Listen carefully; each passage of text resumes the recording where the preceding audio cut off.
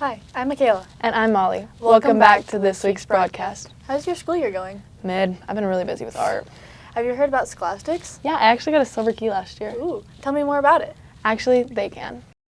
At Northwest, students have focused their creative passions on the Scholastic Art and Writing Awards. The Scholastic Awards are an award thing that they give out to students who show creativity and show that they know what they're doing with their art and writing. With art or with writing, you can enter it and you can win one of 3 awards, which is the gold key, which is the highest one, silver key, which is like second place, and then honorable mention. Students, if it's a 2D piece, they get 1 photo, fill out a few questions, the size of the piece and where they got their idea, etc., and then they upload it, paying the fee, and then that goes on, and then a couple judges go through everything and they grade everything. If it gets a certain amount of points, it goes on to the art show in Omaha. Depending on the point values, there's different ones for honorable mention, silver, and gold keys. Scholastics, they host it, and then Omaha kind of runs it for the Nebraska. I got a gold medal for my sculpture, and then I got an honorable mention for a drawing that I did. The sculpture was named Quills, and the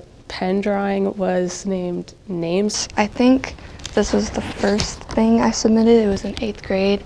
Somehow this got a gold key. Last year was the first time I submitted something for writing. I remember I wrote it for Miss Stroska's class. We were just doing you had to use like 20 vocabulary words to write a story for it.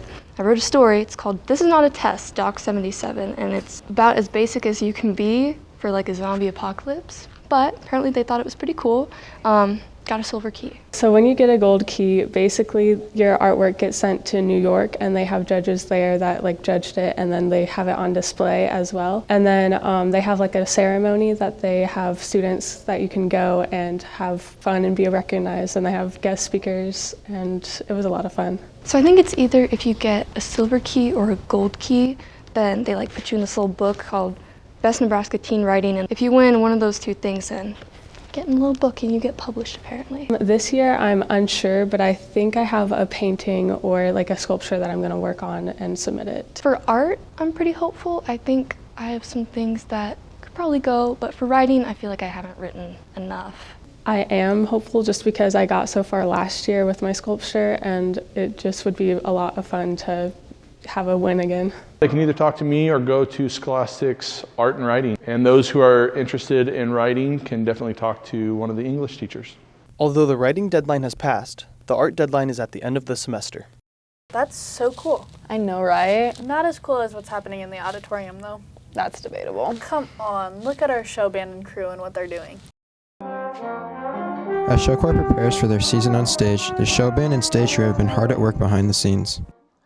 I've been the accompanist since I started here 3 years ago, so this is the 3rd year playing for the show band. I play tenor sax. I've been playing saxophone for about 7 years. I started in 6th grade and I switched to tenor 2nd semester of my freshman year. I've been doing crew since my freshman year. I started right about as the season started. For auditions, we usually have those in October, and the students will come in individually. We usually have a cut of the music that we give them beforehand, some tracks to practice with. Then they come in one at a time and play through it, and if we need them to try a couple different things, we'll ask for that. But otherwise, they'll have about a week to prepare that music, and then we will pick the show band from there. I joined show band freshman year just because I was like, man, I really like band. I want to do something else with it, something completely different. And it was a really good idea. I love show band. My sister and dad were both a part of the show choir in some way and asked me to be a part of it. And then once I did become a part of it, it was something fun that I enjoyed to do. Instruments. So we have a brass section, woodwinds, and then we have the rhythm section. So in the brass we have trumpets, trombones, usually a bass trombone. Woodwinds will have saxophones, tenor, bari, alto. In the rhythm section we'll have the standards: drums, bass guitar, electric guitar.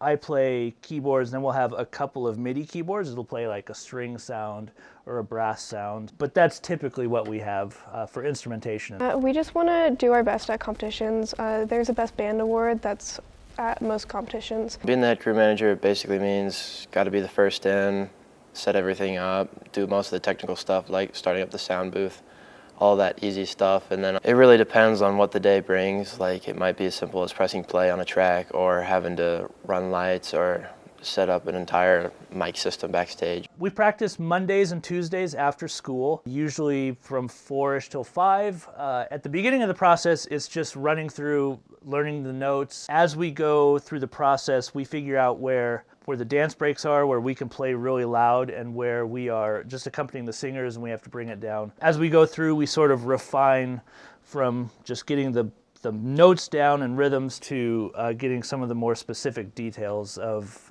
and being more musical. My personal goal would probably just be do better than last year and just be a better musician all around. Getting ready before a performance is normally pretty hectic because we have a time limit at competitions. I kind of just bounce around every job to make sure everything's running smoothly, trying to help as much as I can if I have my own specific job. The band and crew bring everything together with the show choirs on January 8th for opening night. I told you they're good. Yeah. Okay, but why do you have a coat on? I'm getting ready to go condition for off-season track. Okay. Track athletes have been getting into shape for the upcoming track season. It's usually Monday, Tuesdays, and Thursdays right after school.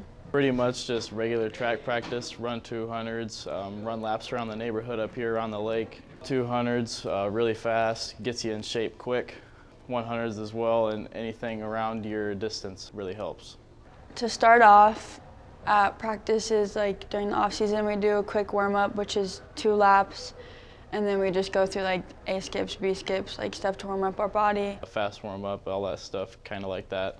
And then you get into your workouts, 200s, 100s, 300s, whatever that day consists of. Conditioning necessary for it is working on your running form and your form when you actually go over the hurdle. Different things can affect how you run, like if you hit the back of it with your trail leg, and that can just mess up the race completely for you. It really helps you get in shape sooner in the season so you can do better when you're running. And then getting your eating right and everything, it really helps too. Especially when you get late in the season, you're really in shape, and it really helps you when you're at state. When track season starts and we have our first 2 weeks of hard conditioning, you're not like dying, you like are conditioned and ready for it. Off-season track practice will continue until February 22nd, with the track season starting February 27th. They look pretty parched. Yeah, maybe they need to get a drink. Of what? Let's see if the teachers can guess. Today we're doing the viral TikTok drink challenge with 4 of your favorite teachers. That one looked dark. It looked dark.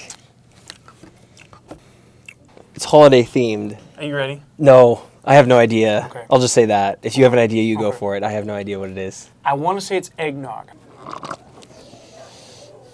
Got it. 3, 2, 1. Eggnog.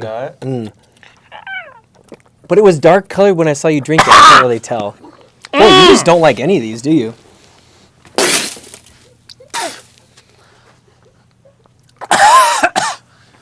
You ready? 1, 2, 3. Pickle juice. I was like acetic acid, and then I was like, it smells just like it.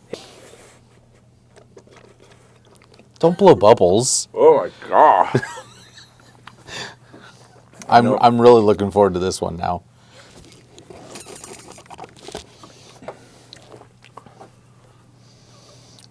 Got it. Got it. Ready? 3, 2, 1. Pickle juice. Next one.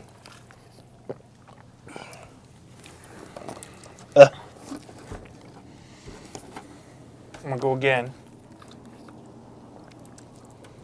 It's cola of some sort. Really? Those are the notes I'm getting from it.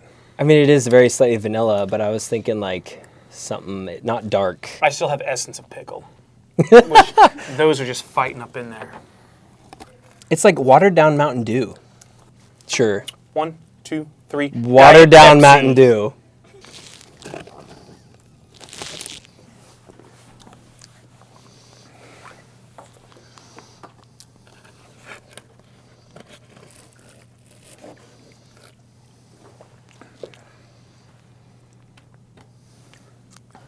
I don't know what this one is.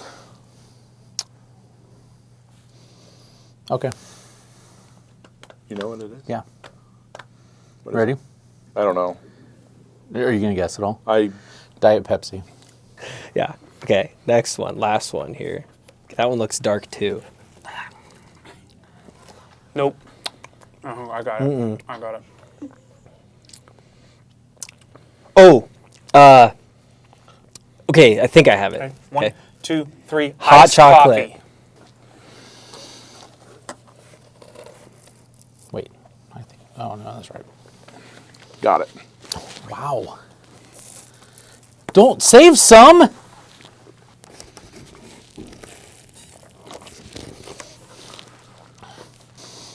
Wait, let me think what I'm saying. It's 3, 2, 1. Iced Yoo-hoo. coffee. Dominated that. Dang it, I really thought Studley was going to win. At least he didn't do worse than Sullivan. Well, that brings us to the end of this week's broadcast. Thanks for watching. I'm Molly. And I'm Mikayla.